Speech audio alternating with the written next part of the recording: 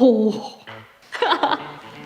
미안해, 생각나는 단어가 이것밖에 없었어. 와, 진짜 최고의 행복이야. 소소하지 않아. 너무 떨려. Kim Sok-hyun, оңтүстік Кореяның ең танымал жас актрисаларының бірі. Бұл актриса миллиондаған көрермендердің алдында өсті.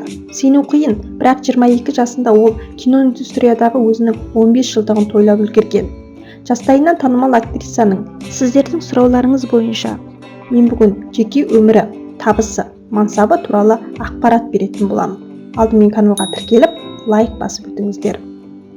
Kim Sok-hyun, оңтүстік кореялық актриса, модель әрі тележүргізуші.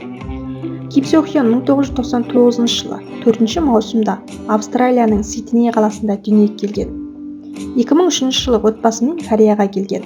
Отбасында анасы және інісі бар. Әкесі қайтыс болғаннан кейін кішкентайынан дорамаларға түсіп отбасының асыраушысы болған. Kim Sok-hyun 8 жасында бақытты әйел дорамасында дебют жасады. Содан бері оның мансабы айтарлықтай өсті. Сондай-ақ ол дорамаларға белсене қатыса бастады. Ол өзінің алғашқы басты рөлін 2015 жылы жасөспірімдерге арналған Сен кімсің? Мектеп 2015 дорамасында бастаған.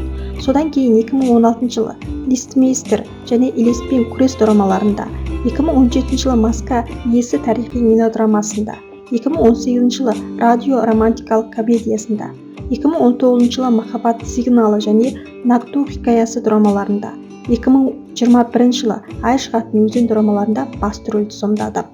Ал жақында актрисаның Пайдасыз өтірік дорамасы көрсетілетін болады.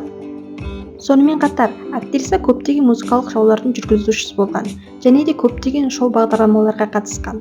Мәселен, 2013-2015 жылдар аралығында Новес арнасының музыкалық бағдарламаларының және 2018 жылы Антера 19 реалити шоуының тұрақты жүргізушісі болды. Сонымен қатар, Мен жалғыз тұрамын, Урни мен сияқты танымал шоуларға қатысқан. Актриса осы 15 жылдық еңбегінің арқасында ең жас актриса, ең үздік актриса, ең үздік жұп және танымалдылығы үшін де марапаттар алған. Сонымен қатар, көптеген брендтік компаниялардың бет-бейнесіне айналды. Бүгінгі күні актриса Кореяның ең танымал актрисалар қатарында. Оның Instagram желісін 12 миллионға жуық адам бақылайды. Сондай-ақ, актриса өз еліндегі ең жоғары жалақы алатын жас актрисалардың бірі болып табылады. Оның табысы шамамен 17 миллион ақш долларын құрайды. Ал актриса табысының көбін қайырымдылыққа жұмсайды. Мәселен, 2020 жылы ол оңтүстік Кореяда пандемияның таралуын болдырмауға көмектесу үшін шамамен 8,5 мың ақш долларын берген. Sok-hyun қарым-қатынас туралы ақпарат шықпаған актрисалар қатарында. Ол бір сұхбатында ешқашан қарым-қатынаста болмағанын айтқан және де тығыз жұмыстық кестесінен балалық махаббатын сезіне алмағандығына өкінетіндігін айтқан. Тіптен алғашқы сүйісі махаббаттан емес, жұмыс барысында Мен сені сағындым дорамасындағы актер Йон Джин Кумин болған. Дегенмен, актриса әр рөлін шынайы көрсететіндігін дәлелі болар.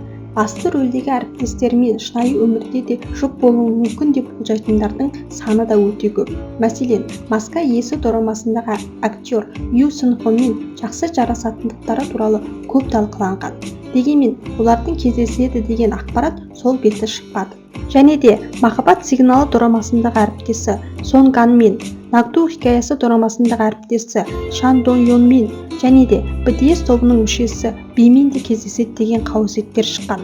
Алайда мұның бәрі расталмады. Актриса жеке өмірін тым қатты жасырады, немесе шынымен махаббатқа уақыты жоқ. Бірақ актриса әлі күнге дейін романтикалық рөлдерден қысылатындығын айтқан. Актрисаның жеке өміріне қызығатын жанкүйерлер өте көп. Ал актриса Instagram желісінде әр жаңалығымен бөлісіп отырады. Мәселен, актриса 20 жасқа толғанда көлік жүргізуге арналған рұқсат құжатын алғанын айтып жазба қалдырған. Жанкүйерлері оны жарыса құттықтады және алғашқы көлігі қандай болуы мүмкін екендігін болжады. Бірақ актриса қандай көлік мінетінін әлі күнге дейін белгісіз. Ол оны жасырын ұстайды. Және де актриса жалғыз қалғанды, жалғыз демалып ойын жинақтағанды жақсы көреді. Сонымен қатар жалғыз кино көргенді де жақсы көреді. Актриса көп уақытын иті Мансукпен өткізеді. Тіпті итін түсірілімдерге де бірге алып жүреді екен. Ал актрисаның жақын достары актриса Джи Юн және Red Velvet тобының мүшесі Ери.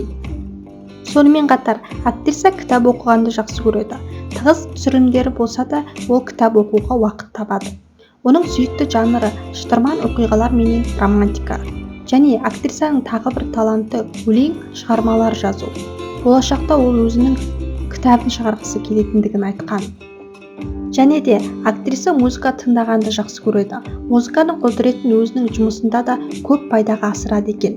Мәселен, жылау керек рөлдерде ол мұңды музыкаларды тыңдап дайындалады. Ал күлетін рөлдерде ол ырғақты музыкаларды тыңдап дайындалатындығын айтқан. Ал оның сүйікті әншілері Brown Eyes тобы, SG Wonnewe тобы және де Брonna Маркс.